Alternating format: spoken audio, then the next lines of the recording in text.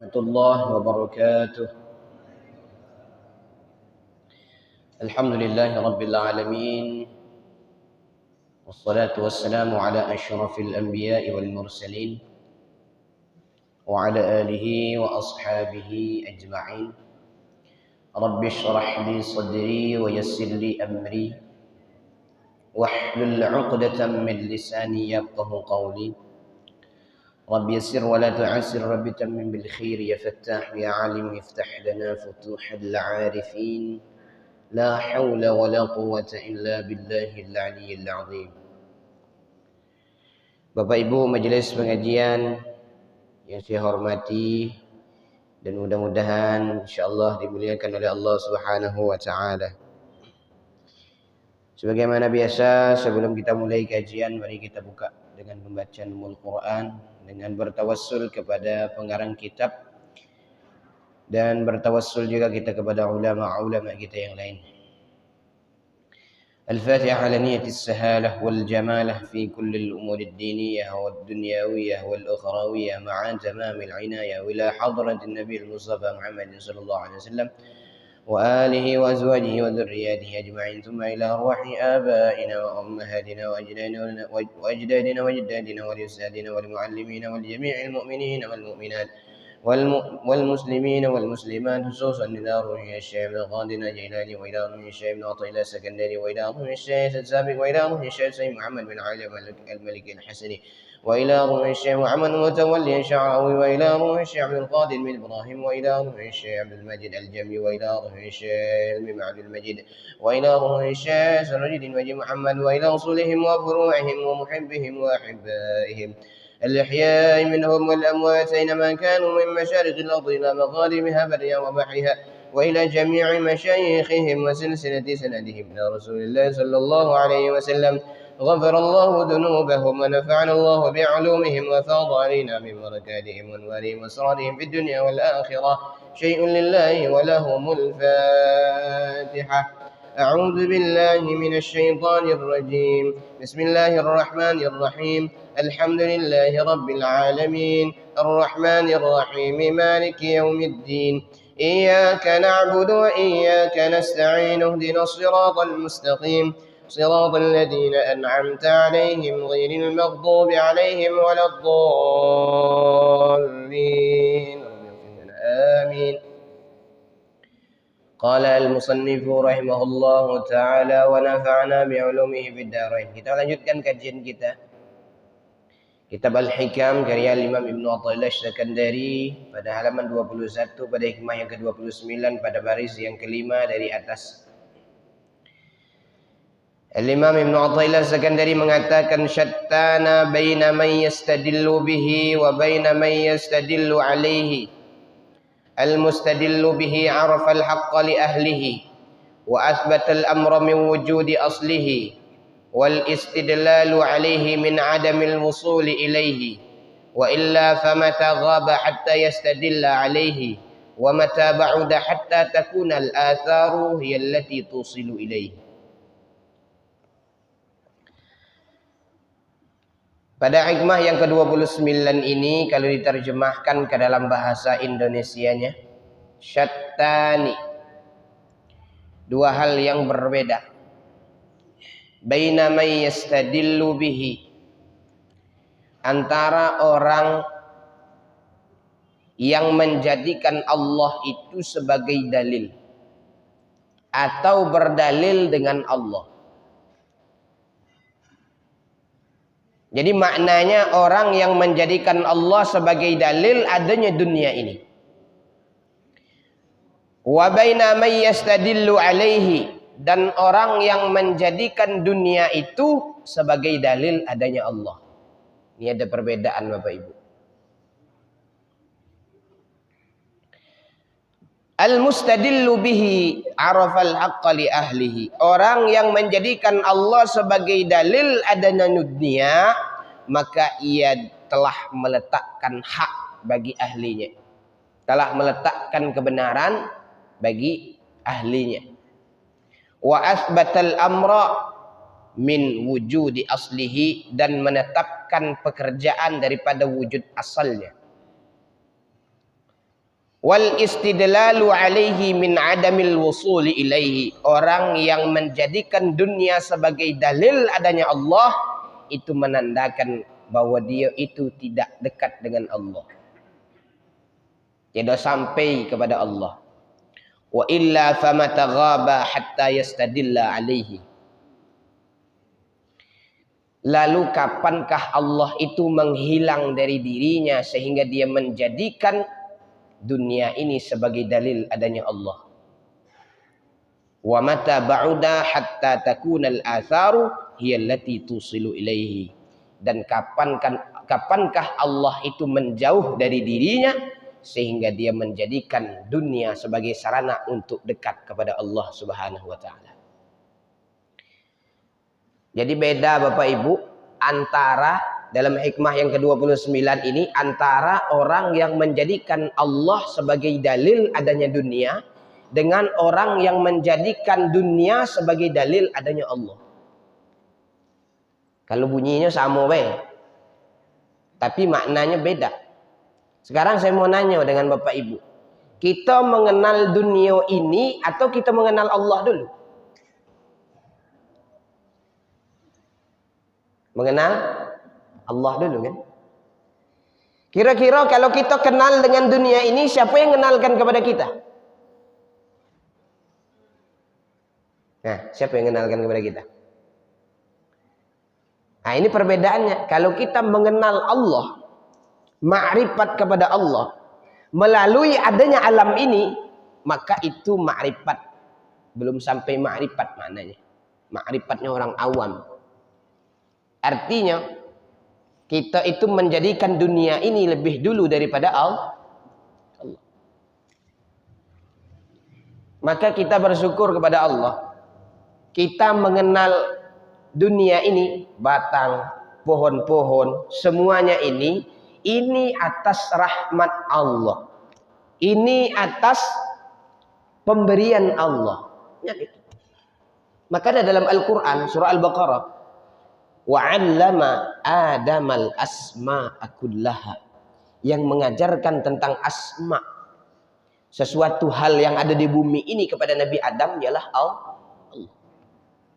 Bukan Nabi Adam sendiri yang mengenalkan hal-hal yang ada di dalam bumi ini. Maka kita bersyukur kepada Allah Subhanahu wa taala. Kita kenal dengan Allah terlebih dahulu baru kita mengenalkan ini. Makanya ketika anak itu lahir, apa yang kita ucapkan, Pak? Nah, kalau anak itu baru lahir, apa yang disunahkan, dianjurkan oleh Rasulullah? Diazankan telinga kanan, diqamahkan telinga kiri. Itu menandakan bahwa pada saat kita baru lahir, kita sudah dikenalkan dengan Allah. Makanya dulu Al-Imam Abu Hanifah pernah berdebat dengan orang ateis. Orang yang tidak kenal dengan, orang yang tidak mau kenal dengan Tuhan. Dia mengakui bahwa Tuhan itu tidak ada. Sebenarnya orang ateis ini kalau berdasarkan logika kita sebenarnya sudah mengucapkan sebagian kalimat syahadat sebenarnya. Dia mengakui bahwa tidak ada Tuhan, itu kan berarti dia sudah mengucapkan kalimat la ilaha illallahnya belum diucapkan. Iya kan? Orang ateis itu menganggap bahwa tidak ada Tuhan, berarti dia baru mengucapkan la ilaha. Tidak ada Tuhan. Maka kita Islam ini sudah disempurnakan dengan kalimat illallah. Jadi semua ulama ini berdebat semua melawan orang ateis ini.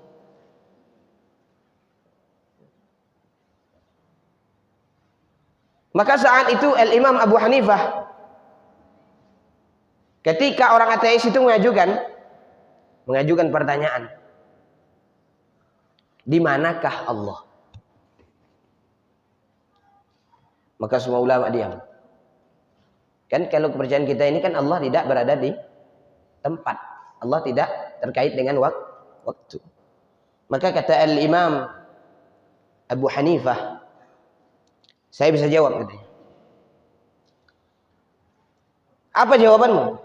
Kata Al-Imam Abu Hanifah, Allah tidak bertempat. Allah tidak berada di mana-mana. Apa buktinya? Buktinya ambil air segelas susu. Sekarang saya mau tanya, di mana letak manis dalam air susu nih? Kira-kira Pak, bisa enggak Pak? Bapak aduk air susu, di mana letak manisnya? Apa di awal, apa di tengah, apa di akhir, apa di bawah, apa di atas? Di mana letak manisnya? Manis semua. Enggak tahu letak manisnya. Kata Imam Abu Hanifah, seperti itulah Allah. Allah tidak berada di mana-mana. Kalah lagi Pak, ini orang ateis. Maka dia bertanya pertanyaan yang kedua. Siapa yang lebih dulu dari Allah? Dan siapa yang terakhir mati? Lebih terakhir meninggal dari Allah katanya. Karena dia tidak percaya dengan Tuhan. Kata Imam Abu Hanifah, tidak ada yang lebih dulu dari Allah. Dan tidak ada yang akhir dari Allah. Apa buktinya? Ya buktinya jari-jari kita ini. Mana lebih dulu? Siapa yang lebih dulu dari jempol? Siapa yang lebih akhir dari kelingking? Ada tak? Siapa yang bisa jawab Pak? Tidak ada. Maka dalam Quran disebutkan wal awwalu wal akhir wal zahiru wal batinu. Allah yang awal, Allah yang akhir. Maka kalah lagi nih orang ateis. Nah ketiga, saya jawab, kamu harus jawab katanya. Kata Imam Abu Hanifah, tidak bisa. Saya sudah menang 2 kali. Harusnya orang yang menang itu berada di atas. Yang kalah di bawah. Karena ada podium ketika itu kan. Jadi orang ateis ini ngasih pertanyaan ketika di podium. Sedangkan Imam Abu Hanifah di bawah. Kata Imam Abu Hanifah, salah. Harusnya yang menang itu di atas, yang kalah di bawah. Maka diizinkan. Imam Abu Hanifah berada di atas. Kemudian yang orang ateis ini berada di bawah. Nah silakan engkau bertanya. Apa pertanyaan ketiga? Apa pertanyaan terakhir? Kata orang ateis ini, apa perbuatan Allah? Maka Imam Abu Hanifah, perbuatan Allah adalah mengangkat derajat orang yang benar dan menghinakan, menurunkan derajat orang yang salah. Apa contohnya? Saya yang dibenarkan itu diangkat derajatnya sehingga saya berada di tempat yang tinggi ini, sedangkan engkau dihinakan oleh Allah sehingga berada di tempat yang bawah. Itulah perbuatan Allah Subhanahu wa ta'ala. Jadi mengenalkan Allah Subhanahu wa ta'ala. Kalau melawan orang yang di luar kita nih Pak, memang harus pakai logika sebenarnya.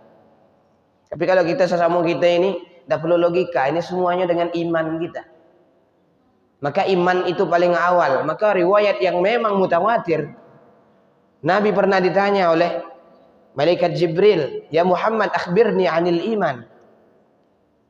Konsep yang diajukan, pertanyaan yang diajukan oleh malaikat Jibril itu adalah iman. Nabi jawab, "An tu'mina billahi wa malaikatihi wa kutubihi wa rusulihi wal yaumil akhir wa tu'mina bil qadri wa khairihi wa syarrihi." Karena konsep iman itu adalah konsep pertama.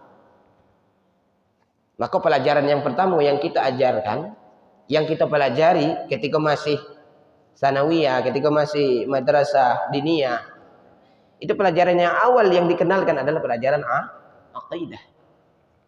Mengenal Allah. Kalau makna Melayunya, jauhlah antara yang mengambil dalil dengan dia dan antara yang mengambil dalil atasnya. Bermula yang mengambil dalil dengan dia itu telah dikenalnya hak bagi ahlinya dan disabitkan pekerjaan daripada wujud asalnya. Yakni jauhlah antara yang mengambil dalil dengan dia atas segala kainat, atas segala makhluk. Mereka itulah yang wasil mereka itu kepadanya. Maka terijab segala kainat daripada mereka itu. Segala makhluk ini terhijab. Maka kita jangan jadikan sesuatu yang ada ini bukti ada Allah.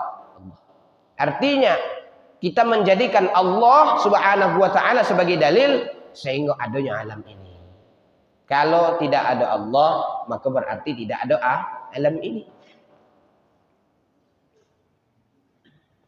Itu baru ma'rifat namanya, Pak. Makanya orang yang ma'rifat itu, ada ulama mengatakan ada ciri orang yang ma'rifat kepada Allah.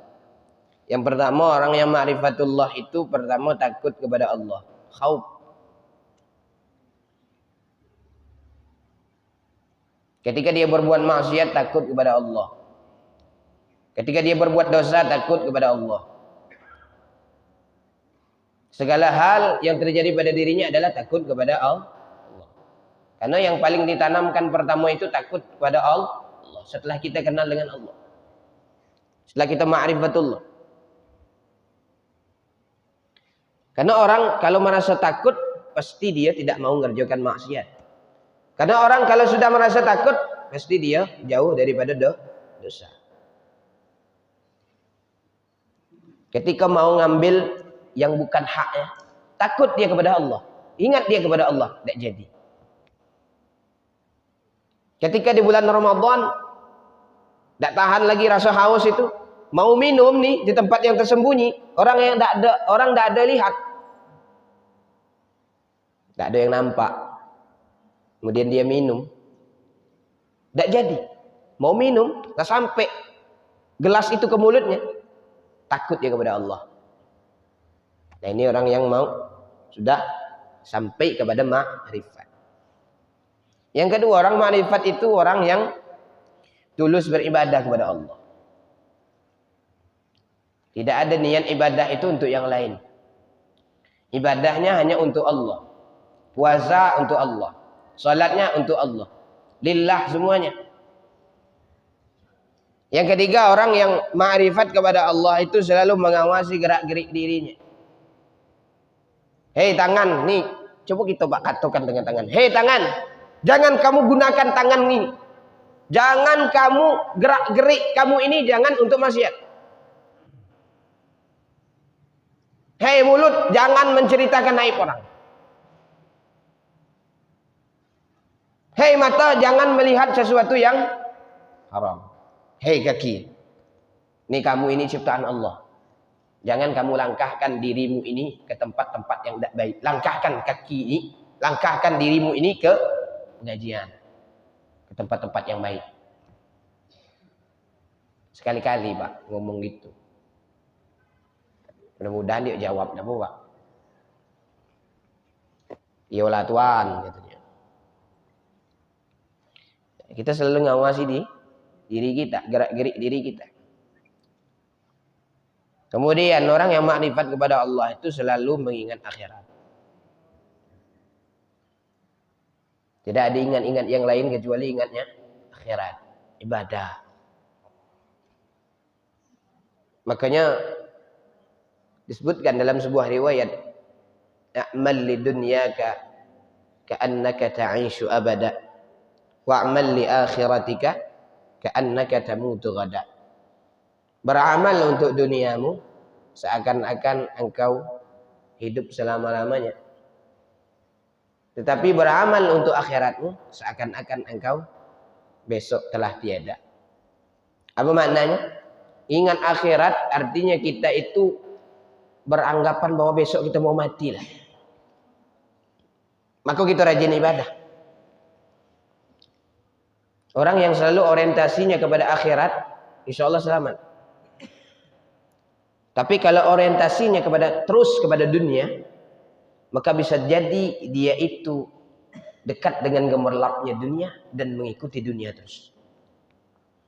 Kemudian orang yang ma'rifat kepada Allah Subhanahu wa taala selalu tiada tertipu oleh harta. Harta ini sering nipu kita, Pak. Kadang kita anggap itu sedekah, ternyata bukan. Kadang kita anggap harta itu malah menyelamatkan kita, tapi bukan. Malah menjerumuskan kita. Kita sangka harta yang kita dapatkan itu bisa kita infakkan ke tempat yang baik di jalan Allah, tetapi ternyata bukan. Kemudian orang yang ma'rifat kepada Allah itu akan merasakan manisnya iman, halawatal iman. Nah, itu orang yang ma'rifat. Makanya orang kalau sudah sampai ma'rifat, maka timbul di dalam hatinya mahabbah. kecintaan kepada Allah. Makanya Syekh Muhammad Mutawalli Sya'rawi dalam sebuah ceramahnya beliau pernah mengatakan ketika dia menjelaskan tafsir tentang cinta, mahabbah. Maka mahabbah ini, cinta ini terbagi kepada dua. Ada namanya cinta akal, ada namanya cinta hati. Apa bedanya Pak cinta akal dengan cinta hati? Ada enggak bedanya? Orang yang kalau cinta akal, dia cinta kepada obat yang pahit. Kira-kira Pak, kalau Bapak sakit, ada harapan sembuh, obat tuh pahit nih tuh. Kira-kira mau enggak makannya? Senang enggak dengan obat tuh? Setelah makan obat, sembuh kita. Nah, kita senang dengan obat tuh. Alhamdulillah. Melalui perantara obat ini, sakit saya sembuh. Nah, ini cinta akal namanya. Kata Syekh Sya'rawi. Kenapa? Karena ada manfaatnya. Berdasarkan akal kita. Tapi ada namanya cinta hati. Apa cinta hati itu? Kita cinta kepada anak kita walaupun anak itu bodoh. Walaupun anak itu nakal. Itu sudah cinta hati. Bukan akal lagi yang berbicara. Tapi sudah hati. Coba gitu Pak dengan orang lain. Mau nakal dia, mau baik dia, mau bodoh dia, mau pintar dia. Kadang kita juga benci. Tapi kalau dengan anak kita, walaupun dia bodoh, walaupun dia pintar, walaupun dia cerdas, walaupun dia jahil, dengan orang nakal, tetap kita cinta. Itulah cinta hati.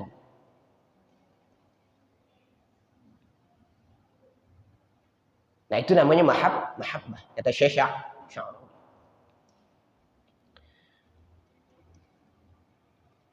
Maka dilihatnya akan kainat itu, maka tiada diambilnya dalil dengan dia atas kainat itu. Kita ini selalu berjumpa dengan makhluk Allah, macam-macam makhluk Allah, tapi kita tidak mengambil makhluk itu sebagai dalil. Dan antara yang mengambil dalil atasnya dengan kainat, dan mereka itulah yang salik mereka itu, maka mereka itu pada hal suluk, mereka itu mahjub daripada Tuhan mereka itu dengan melihat lainnya, dan hak ta'ala gaib daripada mereka itu, maka diambilnya dalil dengan kainat atasnya pada hal tarakki mereka itu. Ketika mereka meyakini adanya Allah, tetapi mereka melihat bahwa membuktikan bahwa adanya Allah itu dengan makhluk. Ini adanya makhluk berarti ada Allah. Ini adanya hewan berarti adanya Allah. Maka mereka itu terhijab. Padahal mereka itu telah mengambil dalil sebelumnya dengan Allah. Usaha itu padahal sebenarnya adalah karunia Allah. Jadi kita berusaha itu karunia Allah. Maka jauhlah antara keduanya, dan jikalau ittifaq keduanya, bersatu keduanya dalam ta'alluqnya, dan ikhtilaf keduanya dalam tahqiqnya, dan jauhlah antara yang melihat dengan nur akuan dan yang melihat dengan nur mukawwin. Ini perbedaan. Orang yang berdalil dengan Allah itu maknanya melihat dengan nur akuan, itu maknanya melihat dengan nur mukawwin. Orang yang berdalil bahwa adanya Allah melalui dunia ini berarti dia melihat dengan nur akuan, dengan cahaya alam semesta ini. Tetapi orang yang berdalil langsung dengan Allah menandakan bahwa bumi ini ada, itu artinya sebelum bumi ini ada pasti sudah ada Allah Subhanahu wa taala, maka mereka itu melihat dengan nur mukawwin, nur yang menciptakan alam ini, nur yang menciptakan dunia ini. Malam ini kita nih Pak, kitab inilah kayaknya kita baca nih.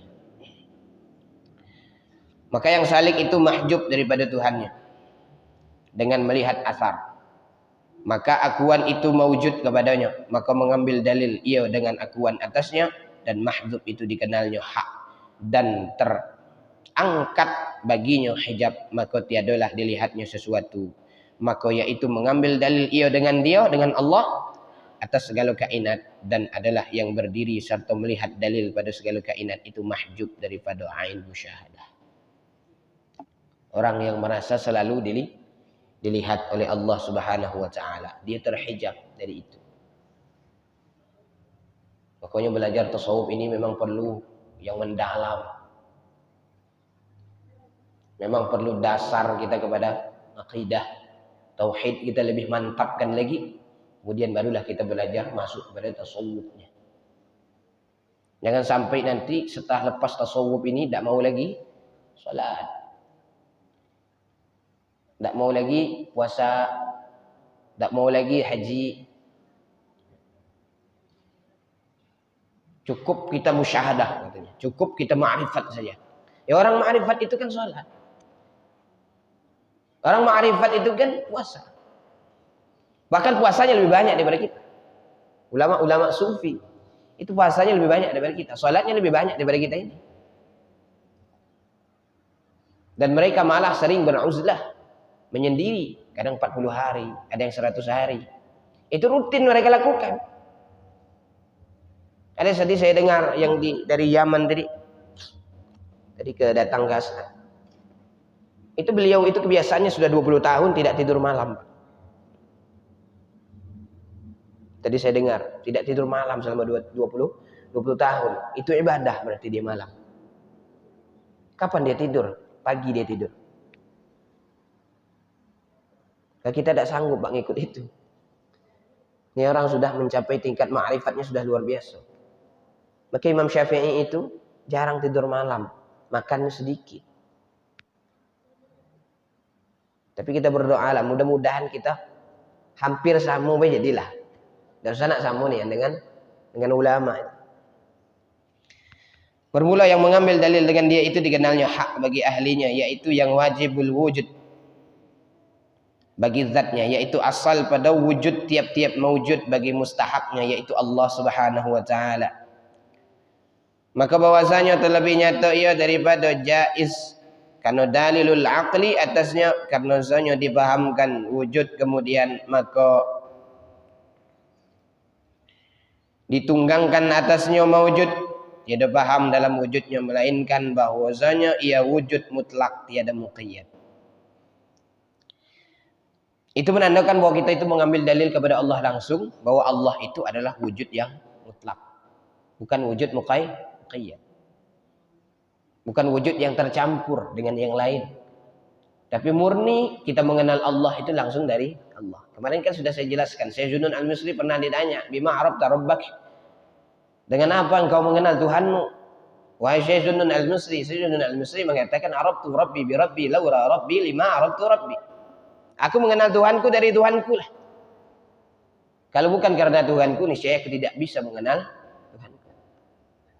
Aku ma'rifat kepada Tuhanku melalui Tuhanku. Kalau bukan karena Tuhanku, berarti aku tidak bisa ma'rifat kepada Tuhan. Maka yang terpenting dari kita ini belajar aqidah. Dan demikian itu mewajibkan kamalnya, kesempurnaannya pada tiap-tiap wajah. Dan barang yang lazim bersifatnya dengan segala kamalat. Allah itu bersifat sempurna. Tidak ada sedikit pun kekurangan, berbeda dengan kita. Perlu bantuan orang lain. Kita baik suami istri. Kalau suami tidak cari nafkah, istri juga tidak ada bisa makan. Kalau istri tidak ada masak di rumah, suami balik juga tidak ada bisa makan. Artinya kita masih butuh bantuan orang lain. Maka kita masih bersyukur kepada Allah ketika kita pagi hari bisa bangun. Ketika di malam hari kita bisa tidur. Bayangkan Pak, memejamkan mata itu nikmat. Satu itu nikmat yang dicabut oleh Allah, bahaya sudah. Itu merutuknya sudah sepanjang kampung ini sudah cerita dengan orang, aduh tadi malam susahnya tidur. Iya kan? Beda dengan kita ini masih butuh bantuan, masih butuh alarm kalau mau bangun. Alarm itu bunyi bisa bangun. Tapi ada juga orang yang kadang terbangun. Tapi kita bersyukur ketika bangun itu masih dibangunkan oleh Allah Subhanahu wa taala. Kalau sempat di pagi hari itu kita tidak bisa membuka kelopak mata kita, nah itu bahaya. Maka mulailah ketika kita tidur itu dengan zikrullah. Itu Nabi ngajarkan bismikallahumma ahya wa amut. Mudah-mudahan dengan kita mulai dengan zikir itu Allah membangunkan kita di pagi hari. Maka ketika kita bangun di pagi hari, maka apa yang diucapkan? Alhamdulillahilladzi azhaba 'annil adza. Alhamdulillahilladzi ahyana ba'dama amatana wa ilaihin nusyur. Itu yang kita ucapkan. Beda dengan kita. Allah itu punya sifat kamalat, kesempurnaan. Kamalat segala sifatnya, itu zuhur asarnya. Maka dikenal maujud daripada wujud, dan segala sifat daripada demikian maujud, kemudian maka dikenal segala af'al daripada segala sifatnya. Kita kenal af'alullah, kita kenal daripada sifat Allah Subhanahu wa taala. Maka dalam aqidatu ahli sunnah wal jamaah, kita wajib mengenalkan 20 sifat Allah. Yang wajib 20 sifat Allah yang mustahil, 1 sifat jaiz, 4 sifat wajib bagi Nabi, 4 sifat wajib bagi 4 sifat mustahil bagi Nabi sallallahu alaihi wasallam, bagi Rasul, kemudian 1 sifat jaiz bagi Rasul. Bahkan kita sudah selesai membahas tentang akidah 50 ini dalam kitab Tijan Ad-Darari. Jangan sampai kita tidak tahu. Maka anak-anak kita ini diajarkan supaya cepat hafalnya pakai lagu. Wujud kidam baqa mukhalafatu lil hawadisi. Kami dulu gitu, Pak. Dikenalkan dengan sifat-sifat Allah tuh. Wujud kidam baqa mukhalafatu lil hawadisi. Qiyamuhu binafsihi wahdaniyat qudrat iradat. Ilmu hayat sama' basul kalam qadiran muridan. Aliman hayyan sami'an basiran mutakalliman. Itu kalau kami diniyah dulu gitu. Sehingga kalau udah hafal itu dipecut, Pak. Pakai rotan itu. Kalau sekarang cobalah kalau udah hafal dipecut. Pergi orang tuanya ke madrasah itu bawa parang panjang itu nah. Ini susahnya sekarang maka semenjak pandemi ini anak-anak belajar di rumah masing-masing, baru emak-emaknya, ibu-ibunya, ayah-ayahnya ribut loh. Padahal guru di sekolah itu ngajar muridnya 30 murid, yang ada dalam kelas itu 30 pula laku. Yang kau lain model laku, yang ini lain ahlaknya, 30. Di rumah dia seorang tak telap.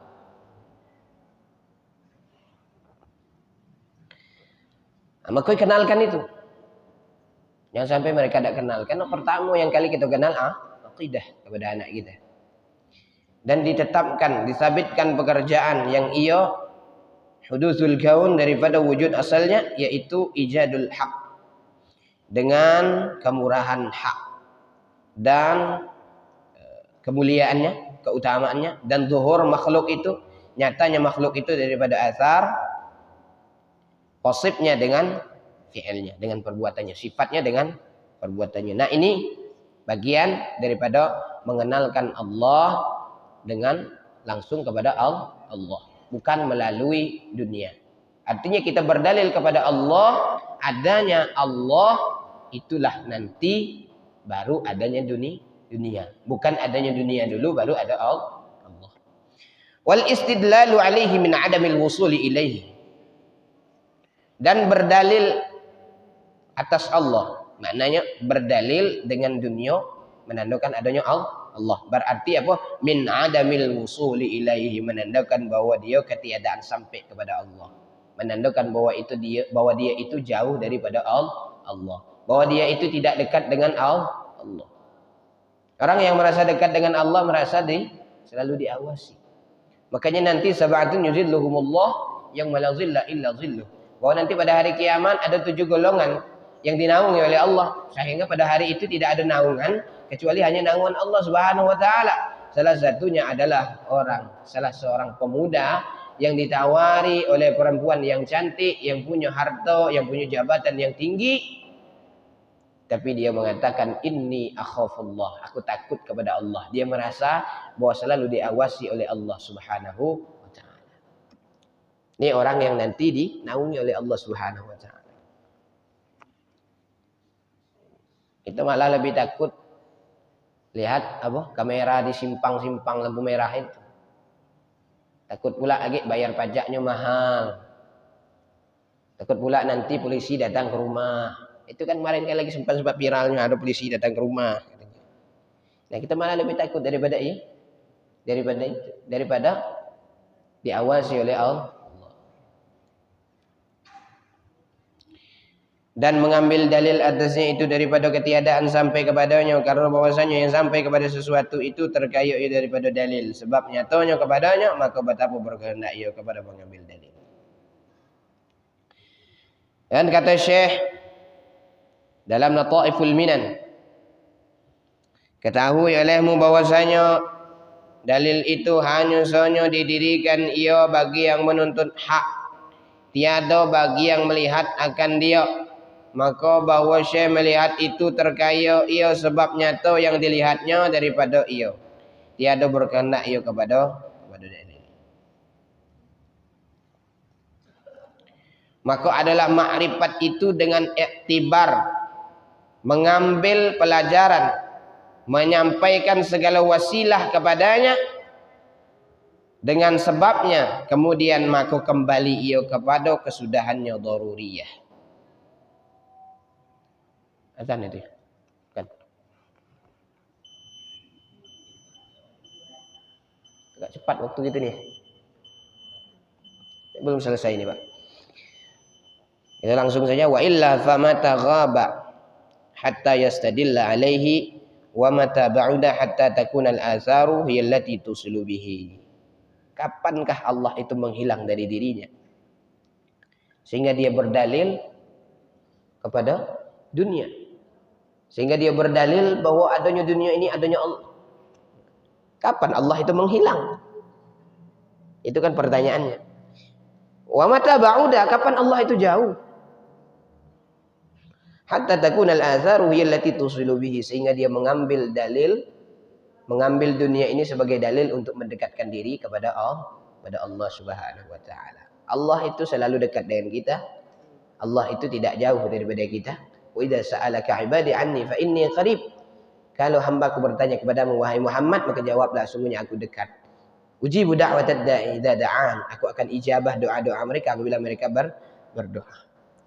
Ud'uni astajib lakum. Kalau kita minta kepada Allah, insyaallah Allah akan ijabah segala permintaan kita. Mudah-mudahan segala niat kita, segala permintaan kita di akhir bulan Rajab ini mudah-mudahan dikabulkan oleh Allah Subhanahu wa taala. Dan mudah-mudahan kita ini adalah orang termasuk ke dalam kelompok orang yang selalu merasa diawasi oleh Allah Subhanahu wa taala, yang selalu merasa bahwa kita ini dilihat oleh Allah Subhanahu wa taala, cakap kita, omongan kita, perkataan kita selalu didengar oleh Allah Subhanahu wa taala, sehingga kita jauh daripada maksiat kepada Allah dan sehingga kita dekat kepada ibadah kepada Allah Subhanahu wa taala, menjalankan segala perintahnya dan menjauhi segala apa yang dilarang oleh Allah Subhanahu wa taala. Dan kita minta kepada Allah untuk ditetapkan hati kita, istiqamahkan hati kita selalu dalam iman dan Islam, dan kita meninggal dalam keadaan husnul khatimah. Al-Fatihah. A'udzubillahi minasyaitonir rajim. Bismillahirrahmanirrahim. Alhamdulillahirabbil alamin.